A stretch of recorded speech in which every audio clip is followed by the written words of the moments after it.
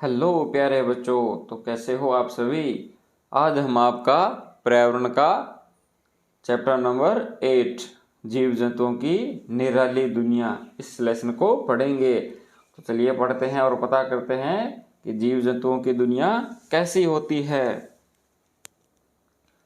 हमारे आसपास कई प्रकार के जीव जंतु पाए जाते हैं। इन जीव जंतुओं की अपनी अपनी विशेषताएं होती है। ये अपना भोजन अलग अलग तरीकों से ग्रहण करते हैं और अपनी सुरक्षा करते हैं। ये जीव जंतु अलग अलग तरीकों से पता लगाते हैं कि भोजन कहाँ है और फिर अपना भोजन तक पहुँच जाते हैं। एक दिन गुड़िया, मुनिया और राजू अंधेरे में लुका छिपी खेल रहे थे। जैसे आप भी खेलते हो ना, वैसे वो तीनों खेल रहे थे। कौन कौन? गुड़िया, मुनिया और राजू। उनके एक साथी का 2 रुपए का सिक्का गिर गया। उसे सभी मिलकर ढूंढने लगे, लेकिन अंधेरा होने के कारण दिखाई नहीं दे रहा था। क्योंकि वे खेल रहे थे और खेलते खेलते काफ़ी देरी हो जाती है, तो जिस वजह से अब उन्हें सिक्का दिखाई नहीं दे रहा था। उनको सिक्का ढूंढने में थोड़ी मुश्किल हो रही थी। अचानक एक चमगादड़ को तेजी से उड़ते देखकर राजू बोला, देखो चमगादड़ तो आराम से अंधेरे में उड़ रहा है और हम अपने सिक्के को अंधेरे में नहीं देख पा रहे हैं।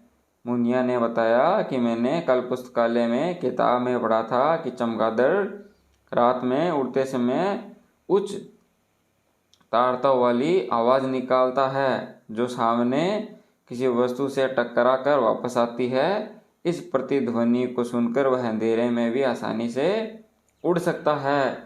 तो आपने भी देखा होगा कि जो चमगादड़ है वो रात में बहुत ही आसानी से आराम से उड़ लेता है, लेकिन बाकी जो जीव जंतु हैं वो रात में आराम करते हैं या ज़्यादा इधर उधर नहीं घूमते हैं, लेकिन उनको दिखाई कम देता है। लेकिन चमगादड़ को तो दिखाई तो शायद उसको भी उतना ही देता हो, लेकिन उड़ क्यों पाता है? क्योंकि वह बहुत तेज़ या तीखी आवाज़ निकालता है, जो सामने किसी चीज़ से टकरा कर वापस उसकी ओर आती है। इससे उसे अंदाज़ा हो जाता है कि सामने कोई चीज़ है या नहीं, तो वह इस तरीके से उड़ते हैं। एक दिन मुनिया अपने भाई राजू के साथ पड़ोस में जा रही थी। मुनिया का पैर चलते चलते एक पत्थर से टकरा गया। उसे चोट लगी, वह घबरा गई, फिर भी अपने भाई के साथ साथ चलती रही। तभी पड़ोसी के दरवाजे पर एक कुत्ता चैन से बंधा हुआ था। वह उसे देखकर भौंकने लगा। राजू ने बताया कि कुत्ते अनजान व्यक्तियों को देखकर भौंकते हैं और अंदर नहीं आने देते। अपनी सूंघने की शक्ति बहुत तेज होती है। तो जो कुत्ते हैं उनकी सूंघने की शक्ति काफ़ी तेज होती है। अब आप बताओ, क्या आप किन किन चीज़ों को सूंघकर पहचान सकते हो? तो जिन चीज़ों की गंध होती है आप उनको सूंघकर पहचान सकते हो, जैसे हींग, कपूर, फूल, खाना पीने की चीज़ें आदि। संघन या खोजी अभियानों में प्रशिक्षित कुत्तों का उपयोग क्यों किया जाता है? क्योंकि कुत्तों के सूंघने की क्षमता काफ़ी तेज होती है। चमगादड़ की तरह कोई और कौन से जानवर रात में देख सकते हैं? तो चमगादड़ के अलावा उल्लू है जो रात में देख सकता है। विद्यालय में पोषाहार योजना अंतर्गत आए फल कक्षा में लाएं। संभव हो तो अलग अलग तरह के फल लाएं। अब 2 बच्चों की आंखों पर पट्टी बांधकर उन्हें फल सूंघने दें। उन्हें गंध के आधार पर फल पहचानने के लिए कहें। यही काम अलग अलग फूल लेकर करें। कुछ वस्तुएं जैसे साबुन, चीनी, नमक, पेन, पेंसिल आदि को छूकर पहचानने के लिए कहें। कुछ वस्तुओं जैसे फल, सब्जी आदि को चखकर पहचानने को दें। सोचिए और बताइए। अब आपको बताना है क्या कि किन किन वस्तुओं को छूकर पहचान पाए। तो आप प्रैक्टिकल करना और बताना जैसे साबुन, पेन, पेंसिल, आप इसको पहचान लोगे। किन किन वस्तुओं को चख कर पहचान पाए? जैसे सेब होगा, केला, टमाटर, कोई बिस्कुट, इन चीज़ों का आप चख कर पहचान पाओगे। किन किन वस्तुओं का आप सूंघ कर पहचान पाए? तो जैसे खाने पीने की चीज़ों को। खराब खाने की पहचान कैसे होती है? तो उसको सूंघ कर। खाना खराब हो गया है तो उसमें दुर्गंध आएगी। कौन कितनी दूर तक देख सकता है? एक कागज पर कुछ नाम लिखिए जिसे दीवार पर टांग कर देखते हुए दूर तक जाए और देखें कि आप कितनी दूरी तक साफ देख सकते हैं। मक्खी मच्छर की आंखें विशेष प्रकार की बनी होती है। ये हिलती हुई चीज़ों को देखकर तुरंत उड़ जाते हैं। इनकी आंखें मानव एवं जंतुओं को आंखों से भिन्न होती है। हमें पीछे की ओर देखने के लिए पीछे मुड़ना पड़ता है, लेकिन मक्खी की आंख कुछ इस प्रकार की होती है कि वे सभी दिशाओं में देख पाती हैं, तभी तो हम उन्हें पकड़ नहीं पाते। हाँ, अब आपको अगर आपने सीधा बैठे हो तो आपको पीछे देखने के लिए अपनी गर्दन को घुमाना पड़ेगा, लेकिन मक्खियों और मच्छरों में ऐसा नहीं होता है। तो ये मक्खी है। आगे मच्छर और एक तितली का चित्र दिया हुआ है। आप बताना इन तीनों को इंग्लिश में क्या कहते हैं? मक्खी को क्या बोलते हैं, मच्छर को और तितली को क्या बोलते हैं? क्या आपको पता है? आप कमेंट करना। राजू के घर के सामने से तेज आवाज में गाने बजाते हुए बैंड बाजे वाले निकल रहे थे। यह देखकर उसने अपने कानों में उंगली लगा ली क्योंकि आवाज बहुत तेज थी। मुनिया ने पूछा, क्या हुआ? राजू ने कहा, बहुत शोर हो रहा है। मुनिया ने पूछा, यह शोर क्या होता है? राजू ने कहा, जब हमारी सुनने की क्षमता से तेज ध्वनि हमें सुनाई दे तो वह आवाज़ शोर कहलाती है। सोचिए और बताइए, आपने शोर होते कहाँ कहाँ सुना है? तो आपने शादियों में, बस अड्डों पर, रेलवे स्टेशन पर सुना होगा। शोर से हमें क्या क्या परेशानी होती है? तो शोर से हमें बातचीत में बाधा होती है, तनाव उत्पन्न होता है, हमारे बहरे होने की संभावना भी बढ़ जाती है। हमें शोर क्यों नहीं करना चाहिए? क्योंकि शोर करने से ध्वनि प्रदूषण होता है और इसलिए हमें शोर नहीं करना चाहिए।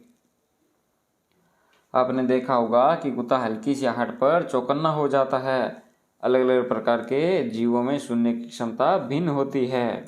सोचिए और बताइए, आप किन किन लोगों के कदमों की आवाज़ पहचान सकते हैं?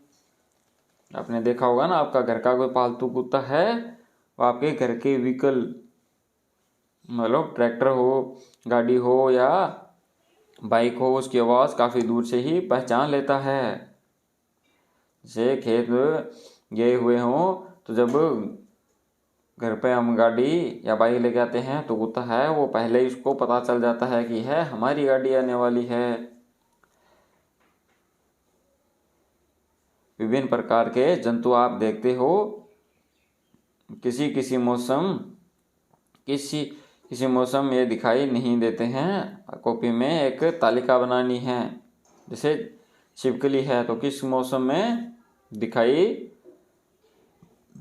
देती है? तो वो गर्मियों में, सांप गर्मियों में, और मेंढक शाबाश, मेंढक बारिश में दिखाई देते हैं। मेंढक बारिश में क्यों दिखाई देते हैं? तो मेंढक बारिश के मौसम में पानी में अंडे देते हैं। मच्छर अधिक सर्दी में कम क्यों दिखते हैं? क्योंकि वे मर जाते हैं, कुछ दराजों आदि में छिप जाते हैं। है ना, आपने देखा होगा दीवारों में या दरवाजों में जहाँ जगह होती है वहाँ पर मच्छर छिपे होते हैं। मुनिया, राजू भैया, क्या मैं भी मछली की तरह पानी में रह सकती हूँ और चिड़िया की तरह उड़ सकती हूँ? तो राजू क्या कहता है? मुनिया, सभी जीव जंतुओं की में अपनी विशेषताएं होती है। मनुष्य, पक्षी, कीड़े मकोड़े आदि एक दूसरे से भिन्न होते हैं। हम स्थलीय जीव हैं, पानी में नहीं रह सकते। चींटियों का नगर। मुनिया के घर के एक कोने में चींटियों का दर यानी घर बना हुआ था।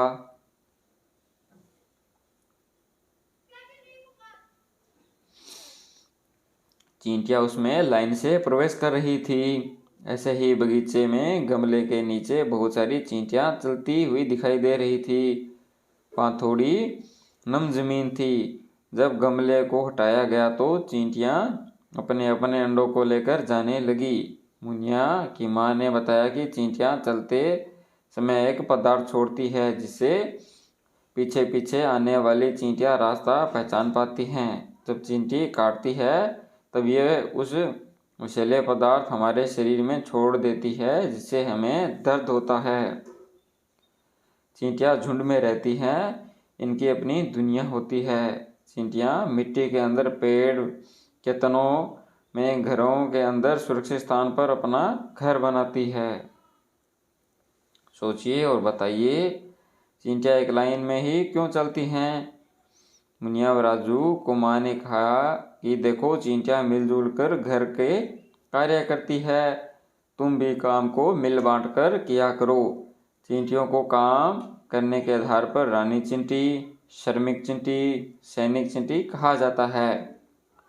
चींटियों से बचाव के लिए नमक या नमक के पानी का छिड़काव किया जाता है। आजकल चींटियों से बचने के लिए कीटनाशक का उपयोग होने लगा है।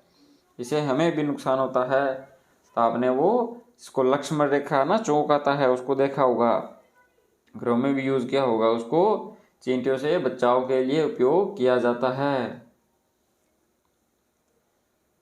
तो चींटियों के कार्य अंडे देने का काम रानी चींटी करती है। अंडों की देखभाल श्रमिक चींटी और अंडों की रक्षा और घर की सुरक्षा सैनिक चींटियां करती है।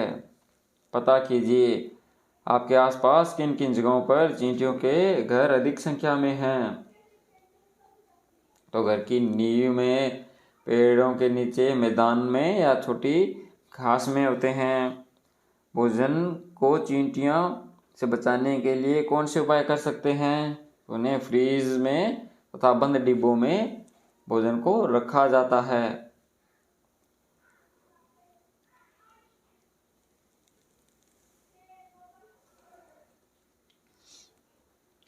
मुनिया अपनी माँ को बता रही थी कि पड़ोस में रहने वाली दादी माँ बगीचे में चींटियों के घरों में आटे का कसा डालती हैं। वह ऐसा क्यों करती है? माँ ने बताया कि लोग चींटियों को घी, चीनी, गुड़, आटा मिलाकर डालते हैं। वे चींटियों को भोजन देने का काम कर रहे हैं। उन्हें लगता है कि जीवों के लिए भोजन की व्यवस्था करनी चाहिए। घी, चीनी, मिला आटा लेकर चींटियां या कीड़ी नगर को खिलाया जाता है। इसी तरह और किन किन जीवों के खाने की व्यवस्था लोगों द्वारा करते हुए आपने देखा है। तो जैसे लोग मछलियों को और कछुओं को ऐसे खाना खिलाते हैं। हमने सीखा, क्या सीखा हमने? कि जीव जंतुओं के सूंघने, देखने, सुनने की क्षमता अलग अलग होती है। चमगादड़ रात्रि में प्रतिध्वनि के सहारे उड़ता है।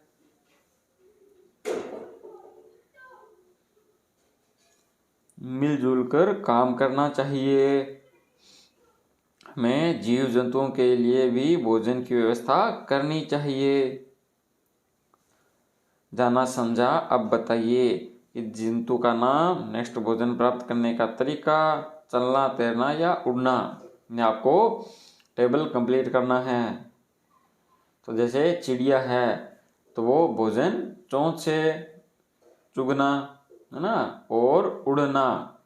मछली है वो मुंह से निगलती है या मुंह से निगलना, और कहाँ मतलब उसका तैरना। मोर, मोर क्या होता है? चोंच से चुगना और उड़ना। छिपकली मुंह से निगलना और चलना। तितली मुंह से चूसना, जैसे वो फलों का रस चूसती है, और उड़ना। मच्छर सूंड से चूसना। मच्छर उसके छोटे सूंड होता है जो हमारे स्किन में, त्वचा में, वो डाल देता है और बाद में खून चूस लेता है। वह भी उड़ता है। कुत्ता है वो मुंह से चबाता है और चलना। नेक्स्ट देखिए, नीचे कुछ चित्र दिए गए हैं, उन्हें पहचान कर इनकी एक एक विशेषता अपनी कॉपी में लिखिए। तो जैसे तोता उड़ता है, खरगोश जमीन पर चलता है, हाथी जमीन पर चलता है, मछली पानी में तैरती है। चमगादड़ रात्रि में बिना किसी से वस्तु से टकराए कैसे उड़ता है? चमगादड़ रात में उड़ते समय उच्च तारतों वाली आवाज़ निकालता है जो सामने की वस्तु से टकराकर वापस आती है। इससे प्रतिध्वनि को सुनकर वह अंधेरे में भी आसानी से उड़ सकता है। यहाँ पे क्या बात लिखी हुई है? अजब गजब है जीवों की दुनिया, विशाल हाथी और नन्ही चींटियाँ। उम्मीद है आपको लेसन समझ में आया होगा। नेक्स्ट आपका लेसन हम पढ़ेंगे नेक्स्ट वीडियो में, का नाम है इसका कहाँ कहाँ से पानी। इसको हम पढ़ेंगे नेक्स्ट वीडियो में।